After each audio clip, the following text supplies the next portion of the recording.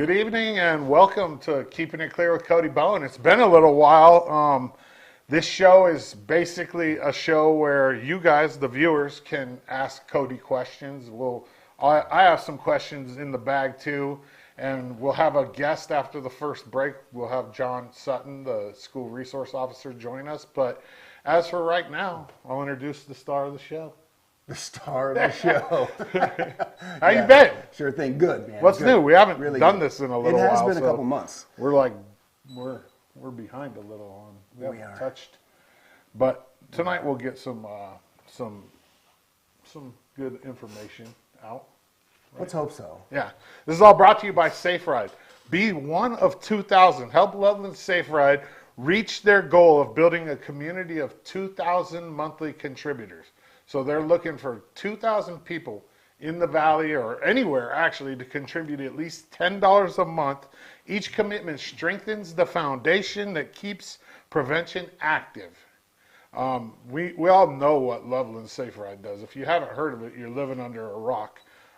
It's rides home for people that are inebriated that shouldn't be driving. It's saved hundreds, if not probably thousands of DUIs, lives, and it's the smart thing to do if you're out boozing. You know what I mean? It's pretty simple, right? It is. Yeah. Loveland is a 501c3 nonprofit organization now, and you can go to lovelandsaferide.com/ let me look. That's monthly-supporters, or you can scan that QR code, which would be even easier. The QR code right there on the screen will take you right to the donation page. Yeah. They have it on their Facebook page too. We floated around the office too. I signed up for it. Some of the deputies have signed up for it. It's very easy. $10 a month is, to save lives. Minus a coffee and a half. Right. Right? Yeah. Literally. Let's start with what's new at the Sheriff's Department.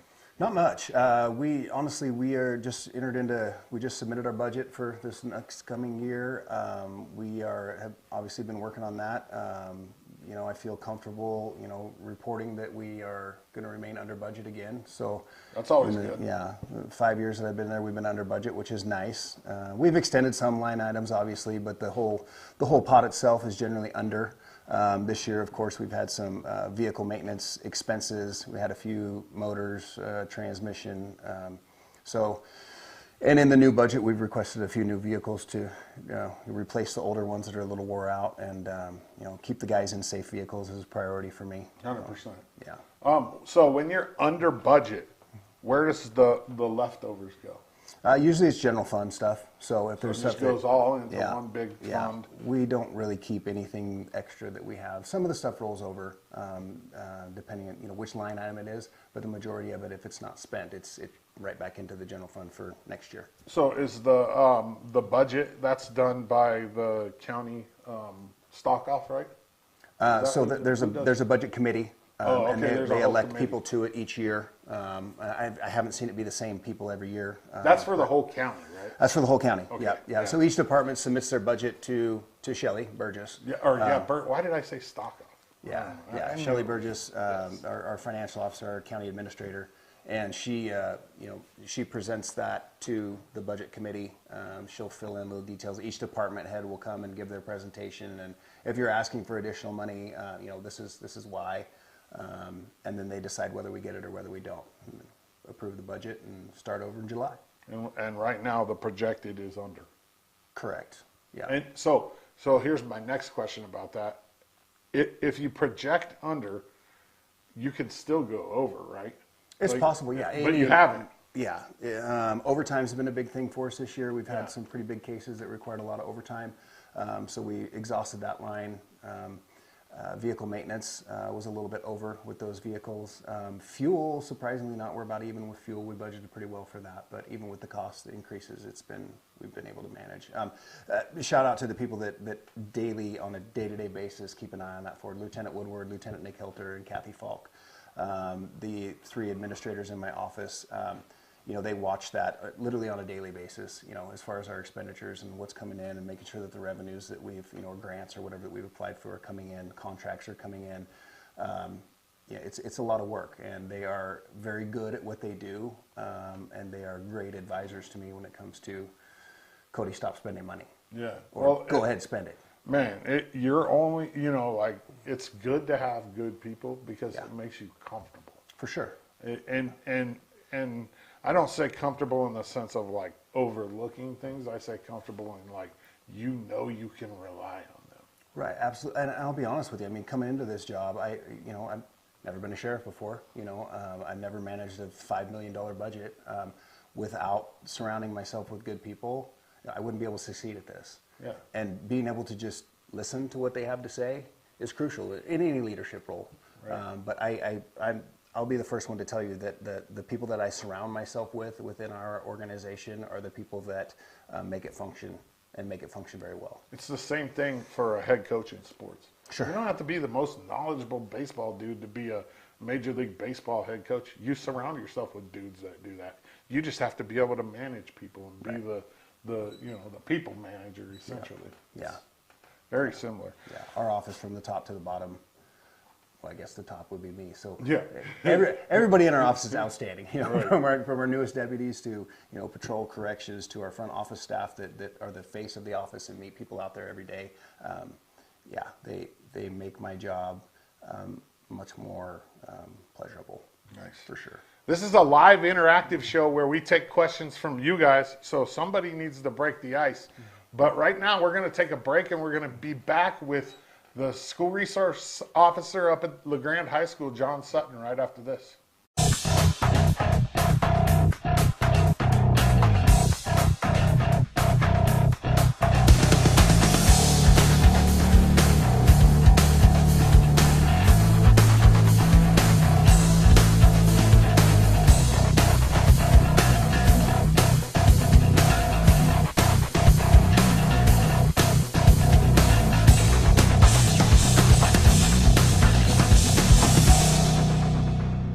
Eastern Oregon is full of interesting people, with interesting minds and interesting things to say.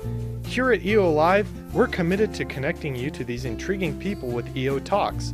We let our special guests share their ideas and life experiences with deep, open, engaging, and inquisitive conversations. You'll also be informed in depth on some of the most recent and relevant events, issues, and more. EO Talks on EO Live, your connection to Eastern Oregon, now on Roku.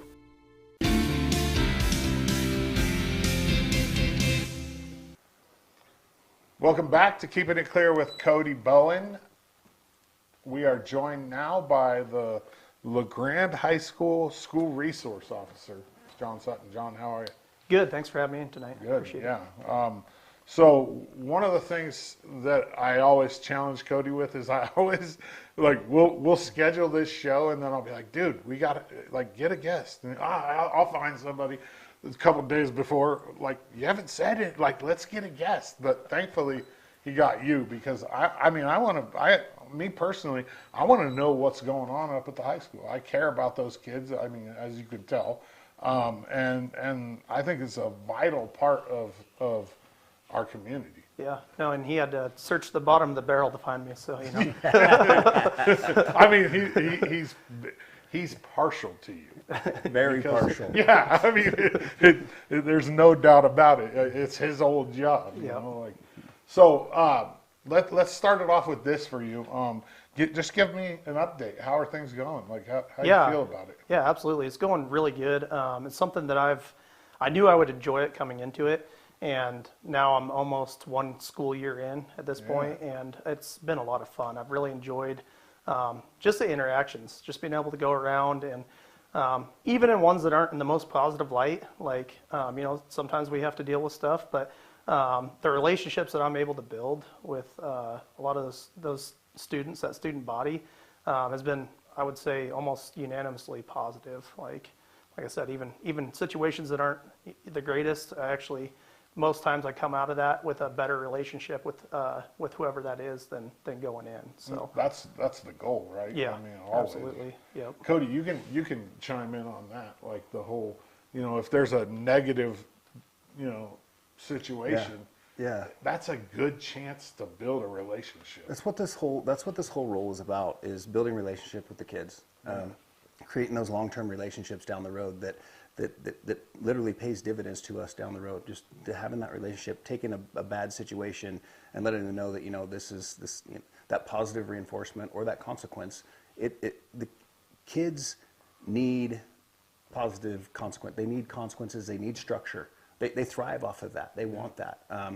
They might not always say it right up front, but having consequences in their life and having somebody deliver that's not a parent, that's not a teacher, that's somebody out there, that's somebody in that capacity, and then being able to relate to them. You know, having kids of his own, you know, he's not that far out of high school, right? I mean, I don't know how old the guy is.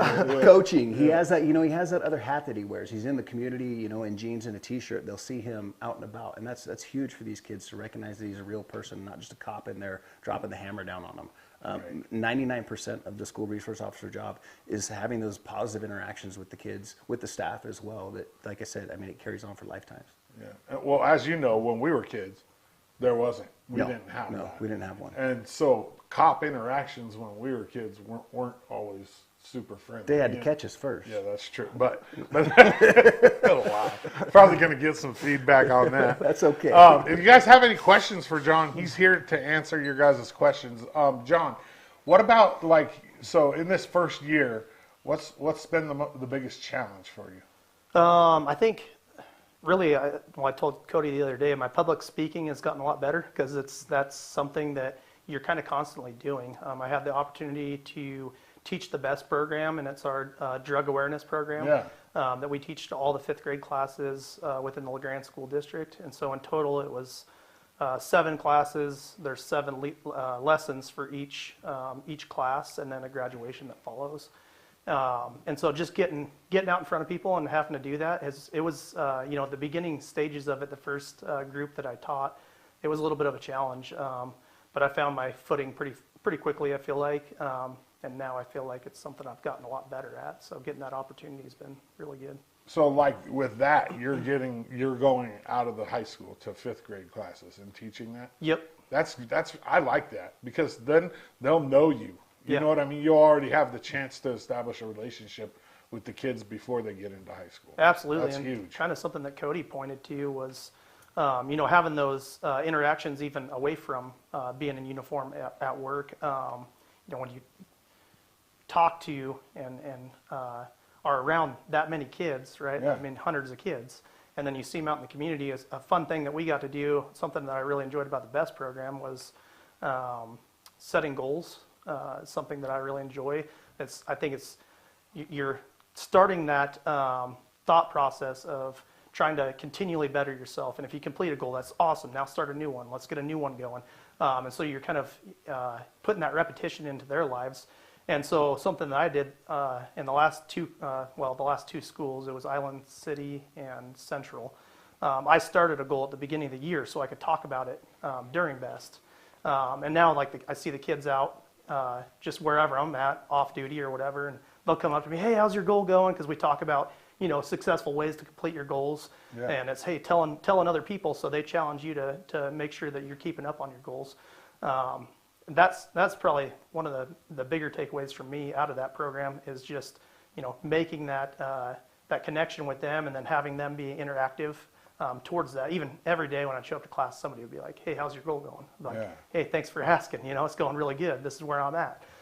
So just being able to build those relationships at a younger age too, I think is going to be really beneficial to our community as a whole. So. I agree. I like that. That's really good. Yeah. What about the BEST program? We've talked about it a few times on here. Cody, give me a synopsis of BEST. Synopsis, like you said, is a 7-week program.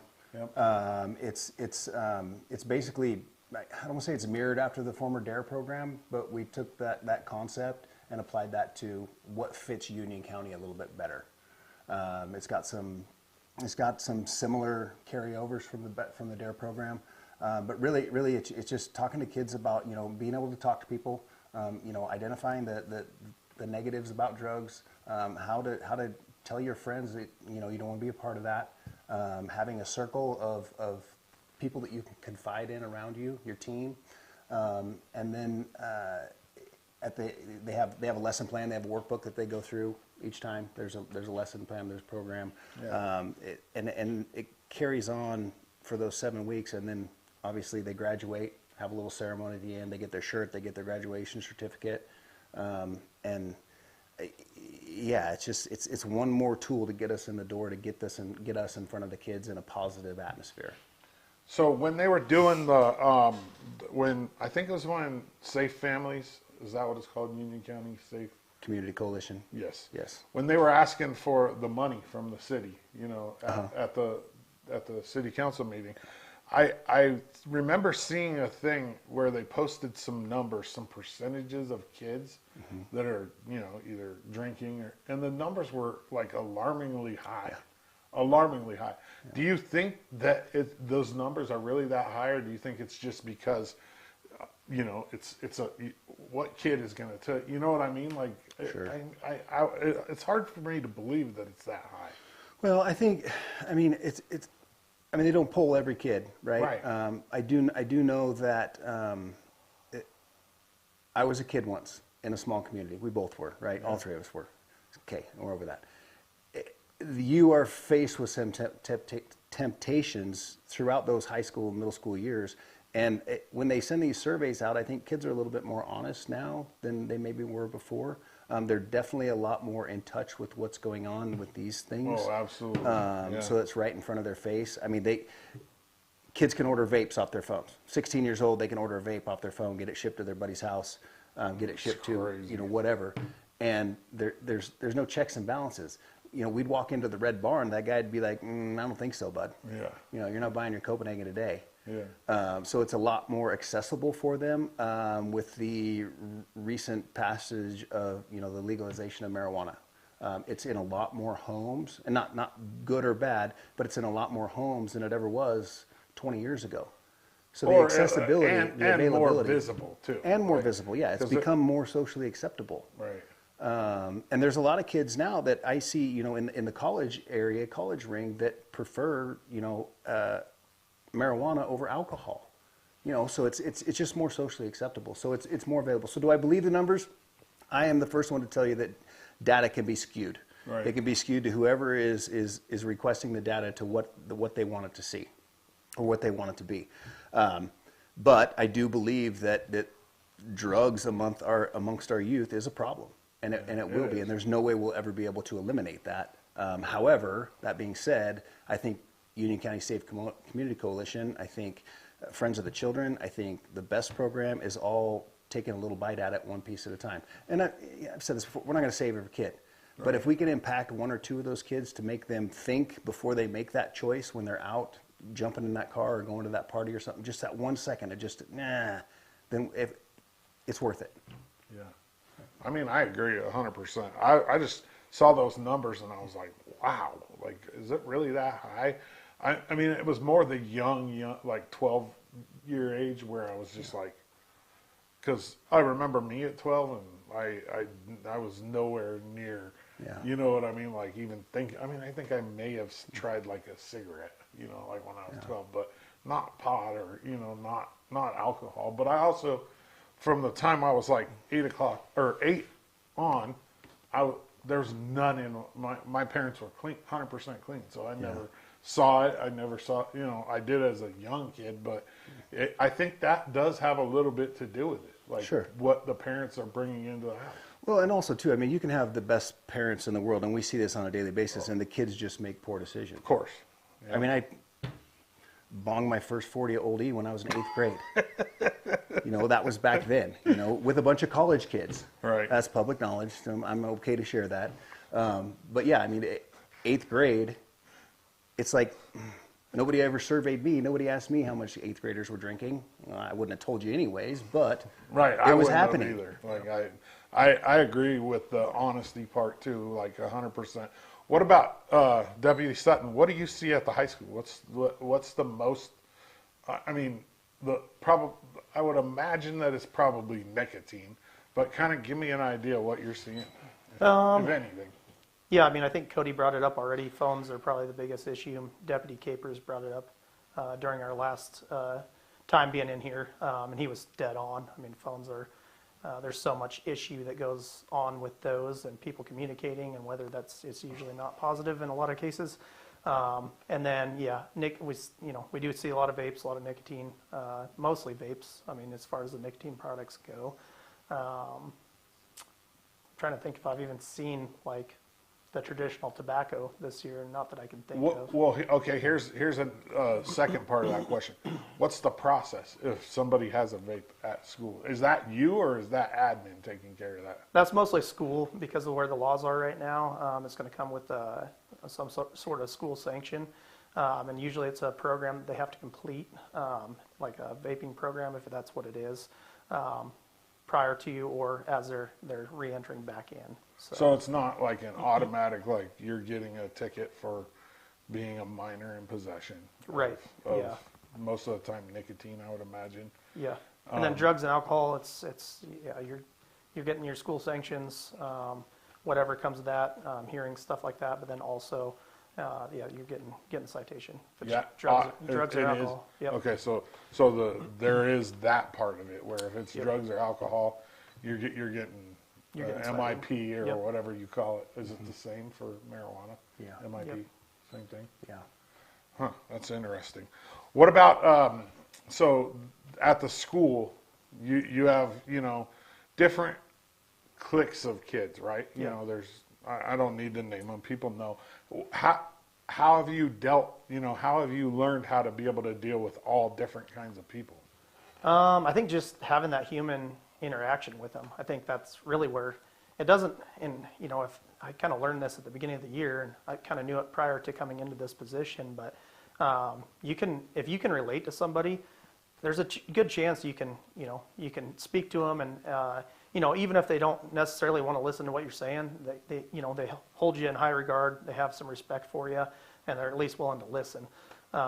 Just having that normal human interaction with them, even before it becomes like, hey, you're in trouble, so now I'm talking to you. Trying to break down those walls before that happens, I think is also pretty helpful in those circumstances. Just like catch them in a hall and say, hey, man, I like the Padres too, if they have a Padres ad. Right, yeah, just fist bump, hey, how's the day going? Yeah. Like, how are you? How are you making good choices? That kind of, those conversations, it doesn't have to be negative.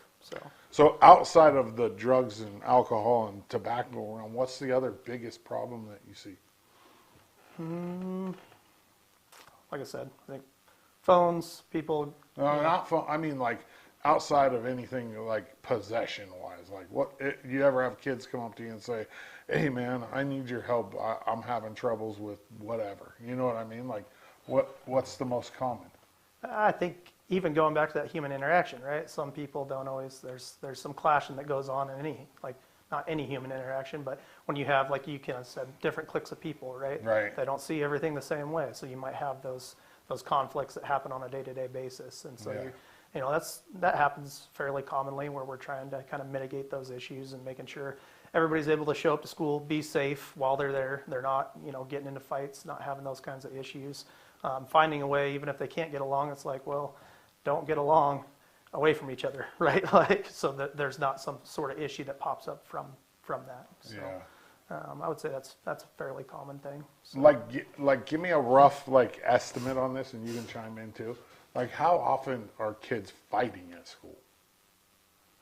I would say it doesn't happen very often. So not like when we were kids. We've had, probably not. I think when I remember when I was in high school, it was like, oh, this person said they're going to go after this person or after school, and so what does everybody do? Yeah, Your kids goes and waits for this to happen, right?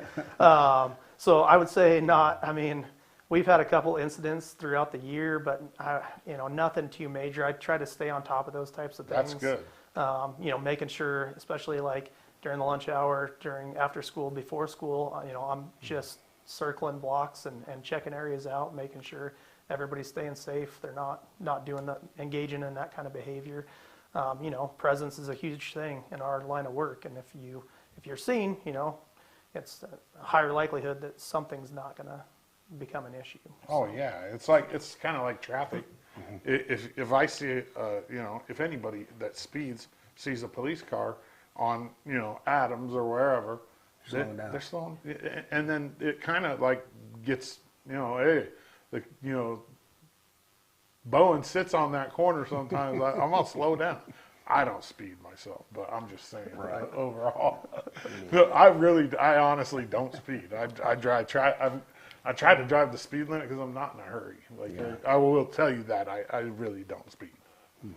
I don't. I hate it when like downtown when people are coming through Adams going 40 miles an hour, not stopping at the crosswalk. I love hitting Adams at 40 because it's like there's a big ramp right in the middle of that thing. Sometimes it knocks you on When I am trailer lawfully able to do so when I have my lights on. Oh wow! You're Not just in my asking for it personal today, vehicle. are you? Well, somebody's got to talk. You got to give them something to talk about. So how long have you lived here, John, in LeGrand? Since around 2009, 10-ish, I would say. Oh, so you've been here long enough to have a good idea about the culture and everything. What's your favorite thing about LeGrand? I like that there's just geographically there's so much over here. I spent some time on gonna say it again. Spent some time on the west side of the state, which I'm not blamed too harshly for. I did too. I'm from California, but I'm in Eastern Oregon. But some time at the coast. I enjoy the snow. I enjoy the 4 seasons that we have. Living on the coast and being from Sweet Home. A lot of rain. A lot of just cloudy, dreary days over there. And so over here, we get the 4 seasons. Like I said, geographically, there's just a lot of stuff that's close. It doesn't take you, if you want to find a body of water, you don't have to go very far. The mountains are a 10-minute drive. Just all of that stuff, just everything, all the natural resources surrounding us it just makes the area really neat. I really like it. So like I said at the beginning, if you have any questions, send them right here on Facebook, or you can email me, Kyle@eoalive.tv. I guess let's end with this one for you, John, and then we'll get you out of here, unless Cody has anything else for you. Is there anything that you want to see happen at the high school or change, like that you could have an effect on? Gosh, it's a tough one because I haven't put a lot of thought into that. I mean, is there a program that you think would be beneficial, or is there, a rule change or something that, would just help with day to day? And I'm not just talking about for you, I'm talking about for them too. Yeah, I mean, just going a little bit in line with the vape stuff. I mean, nicotine, tobacco laws coming back. I think because some kids, some of the student body, the ones that are participating in that kind of stuff, they may not truly change until they're, some people are that way. They're not going to change until their feet are really held to the fire. Not to say the school's not doing what they can. Right. But to be able to have that tool in our own tool belt, I think it would be pretty nice because, then you can refer it to other departments and have that follow up on that end as well. Kind of like what we're doing right now with MIPs. It gets referred to juvenile department, and there's some follow up that happens after the fact. I think something like that would be kind of nice to see. Deeper than that, I've been trying to get my bearings this year, so I'll have to put some serious thought into it. I see you at all the sporting events. I mean, I see you probably 2 or 3 times a week sometimes, at basketball or wrestling. I mean, so you're doing a good job with it. Cody, let me ask you, let's tail that question with, what's the difference between nicotine and weed or alcohol?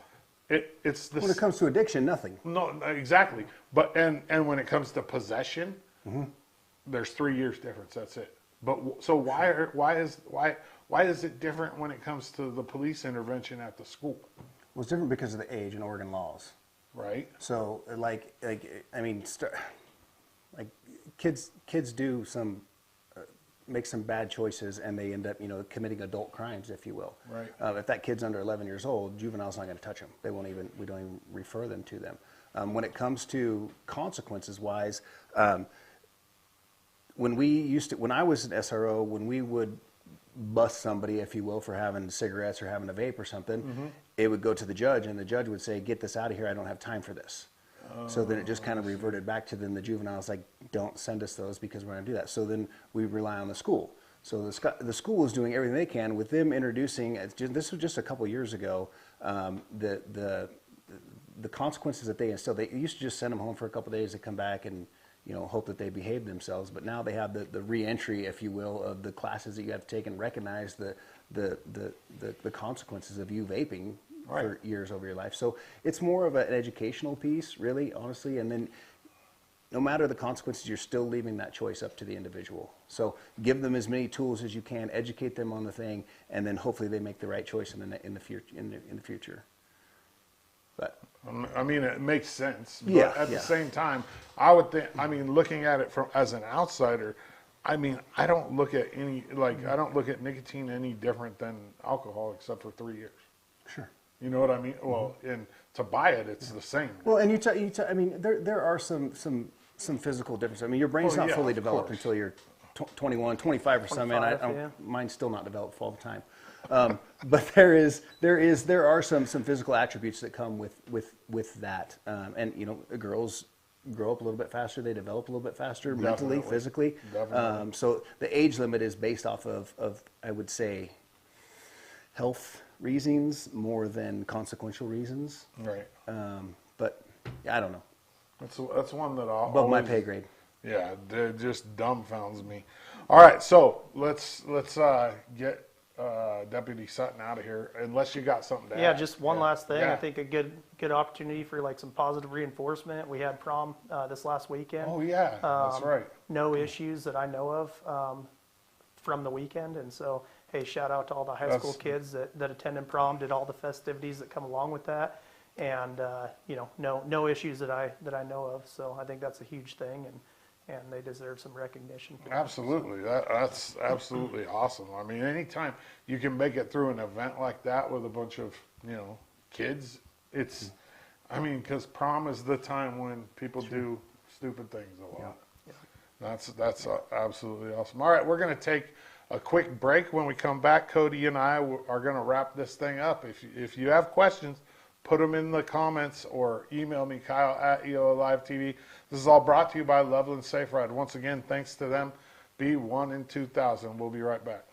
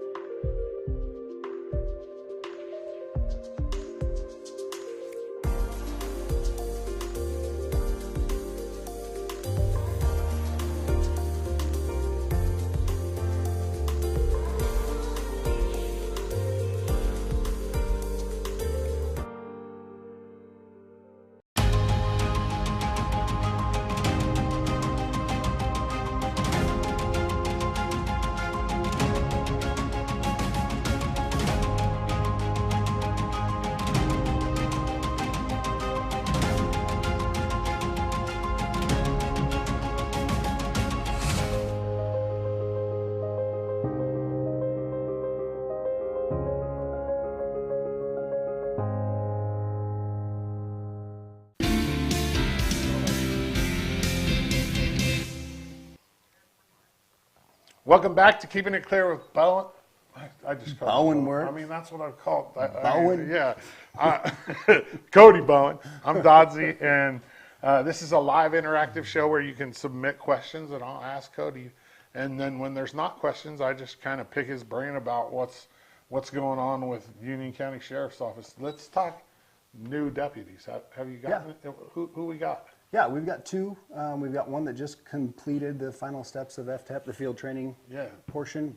Is that where you got to be with another officer? Yep, we put you with, it's 3 different phases basically. Your first one, when you get out of the academy, you're with a guy and they're walking you through everything. The second one is a little bit more on your own, and then the third is pretty much you're handling the calls yourself, and they're just evaluating and make sure. So Yeah, somebody's kind of like just overseeing you. Yeah. So who are they? Brian Jobin is the one that is most recently out on his own. He was a LeGrand firefighter.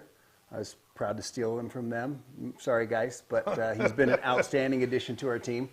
Part of our SWAT team also, and he was prior as a medic on our SWAT team. So meshed really well with the guys. He wanted a little bit more exciting career than lift assists and fires that weren't fires. Wow.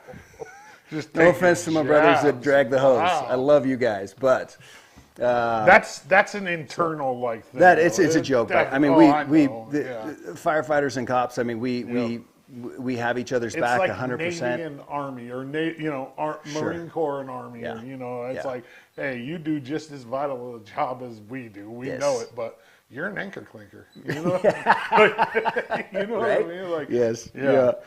Some of my very good friends are firefighters, and a tremendous amount of sure. respect for them and the job that they do that I could not do. So, and then John Tuck. John Tuck. Oh yeah, I forgot. Yeah, he is in his third phase now of the FTO program, of FTEP, and he came to it. He was previously a corrections deputy for us in the jail. Yes, sir. Also, and John forgot to mention, but he's coaches with the wrestling with the kids as well. But John Tuck has been heavily involved in the wrestling and the MAP club and stuff. So Two-time state champion too. yeah, go Beefs. He was and wrestled at Oregon he State. was alumni there. But yeah, two amazing additions to our current patrol staff.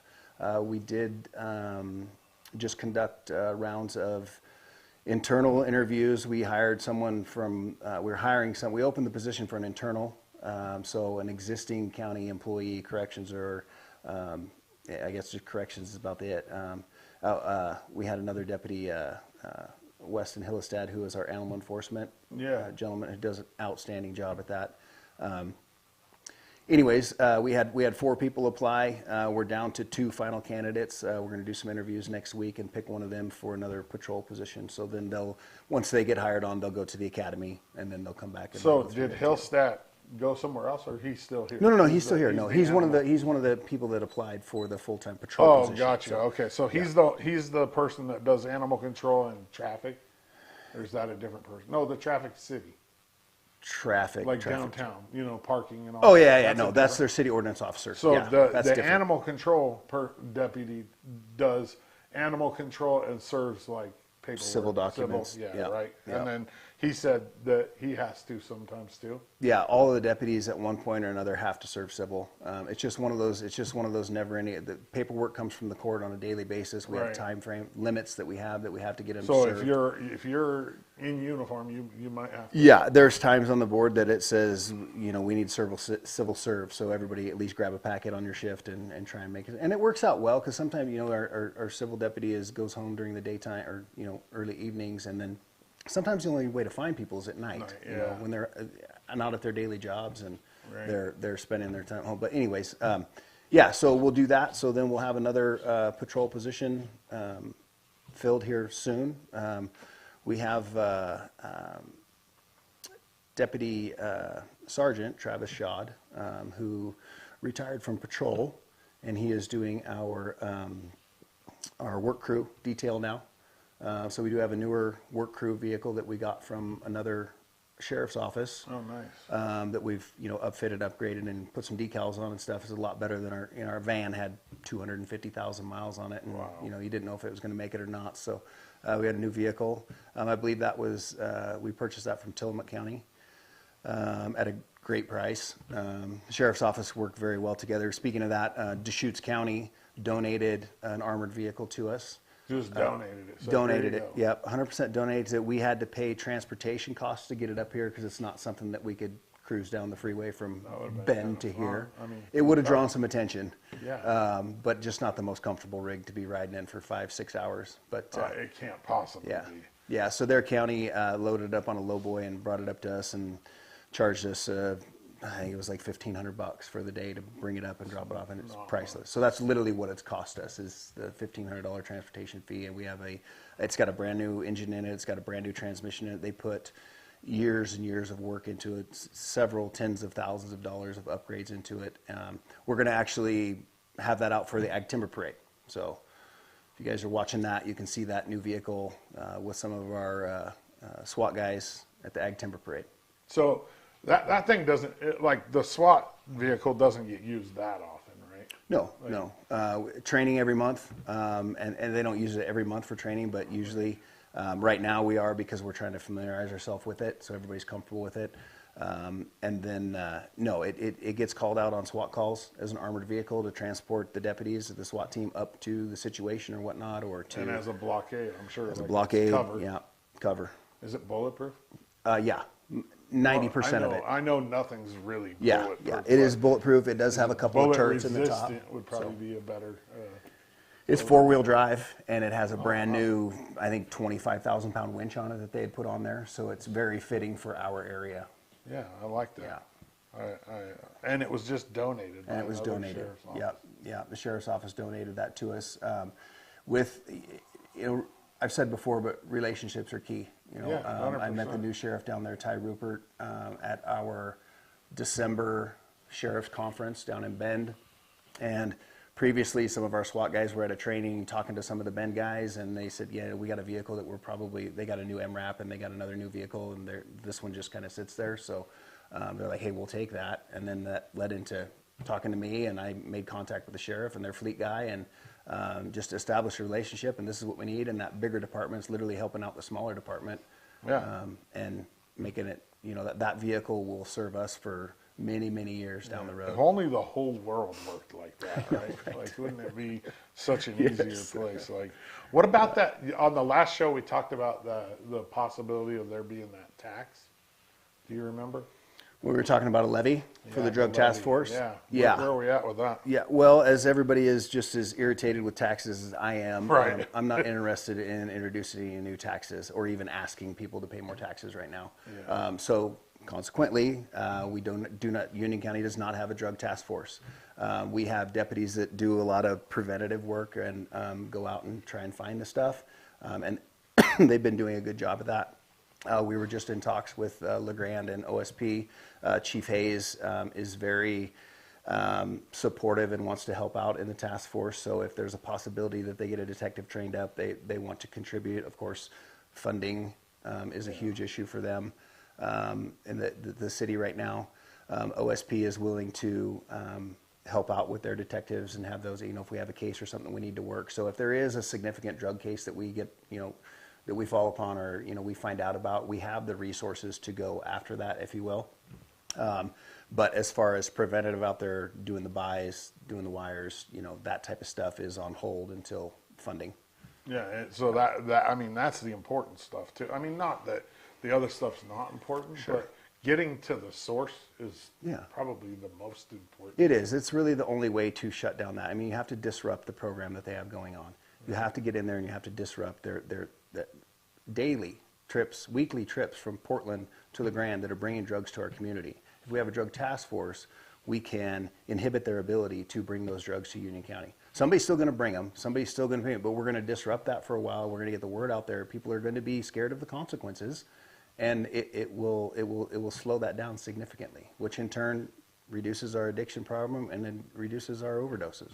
And then is there any updates on the possibility, and I know we've talked about this in the past, but the mental health issue, like some sort of mental health facility or a drug, like not on a different page, I guess, a drug rehab in town? Like, has there been any talks about that? So the opioid abatement committee, one for the county, one for the city, the opioid funds that are coming in through the settlement, we were wanting to spend that money on something.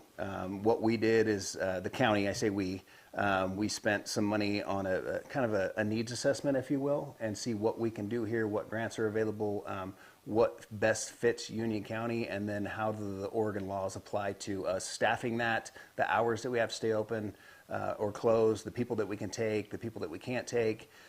So we're pretty well educated on what we need for Union County, and CHD has kind of taken the reins on that, but it's kind of at a standstill just because of the money. They came back with a $15 million bill, and where do we get the money for that? So state grants, there's not a lot available, enough to fund the program or the facility. And so Commissioner Scarfo actually at our last meeting was going to visit the federal end of things to see if he can get some money through some contacts that he has at the Washington level. So I mean, we're still optimistic, but honestly, until we get something here locally in Union County as far as a stabilization or as far as residential treatment or a detox center, we will be behind the ball and people will suffer. And until that happens here in Union County, because we proved that we can't rely on the Walla Walla or Baker. They're always full. Full, And when somebody is ready to go into treatment, they got to go right now. They've made 'cause that choice. They're hitting the rock You bottom. give them an hour, you give them a day, they've changed their mind and they're right back in that cycle. Or they're using, which changes their Correct. whole, you know what I mean? They'll go right back to whatever they were doing. Yeah, so I'm optimistic. CHD's been a great partner through the community, to law enforcement. We have open conversations and communicate regularly with the commissioner's office, with my office, with the city, Grand Island Hospital, all the players that are involved. We are trying everything that we can to bring something to Union County. Any highlights? Anything you want to let people know? Yeah, give me some highlights. Man, in the last few months. highlights. I don't really have any highlights. No? No, I mean, we're going into, like I said, we're going into budget season, or wrapping up budget season, if you will. We are shortly here soon going to start parades and rodeos, and I would That's probably always. your favorite time of year. I love the Rodeos? Oh, yeah. The rodeo time, yes. Go over there and take your good pictures. times. And Yeah, I used to be able to go to those and partake in the festivities and have a great time. Yeah, I'm not- Now I get to watch everybody else do it. Probably good for you. It is good for me. Yes, it's the responsible thing to do as your sheriff. Speaking of rodeos, Loveland Safe Ride, they're trying to get to 2,000 monthly supporters. And what that means is $10 or more a month will help you, or will help them stay stable, essentially. You know what I mean? Because the whole goal is Kevin wants to not have to fund it himself, which I don't blame him one bit. And basically, they turned it into a 501(c)(3) and or C3, and it's a nonprofit organization now, so they can take your donations, and they're tax deductible to the extent of the law, and they're looking to get 2,000 people signed up at $10 a month or more. And I mean, it's a great cause. It's saved countless lives. Over 20 years now of giving people rides home that are, I mean, I can't imagine how much money they've cost the county. Right. We don't even talk about that though. But at the same time, somebody's doing it. Yeah. You know what I mean? Over It's a 200,000 great safe cause. rides home. Over 200,000 safe rides home. If each person donated $1, I mean, if you want to donate your money to something that really makes a difference and saves lives, truly saves lives, I can think of no better place than to spend 10, 50, $100 and donate to that. So Jerry's out there, he's fully employed, the program keeps going, and it's something that they can take out there. It's in Wallowa County now. If we can get that to Baker County, if we can get that to Umatilla County, if we can get this free ride program across our area, I mean, the life-saving possibilities are endless. Yeah, absolutely. It's a great program. I mean, thank you to Kevin for coming up with the idea. Yeah. I mean, it was under Tragic. tragic circumstances. Yeah. But at the same time, it shows his commitment to keeping people off the roads if they've been drinking. Yeah. Absolutely. Awesome. Well, thank you for tuning in. Keeping It Clear with Cody Bowen. We'll be back in a couple months. Thank you to Loveland Safe Ride. Once again, be one of 2,000. Have a good night, guys.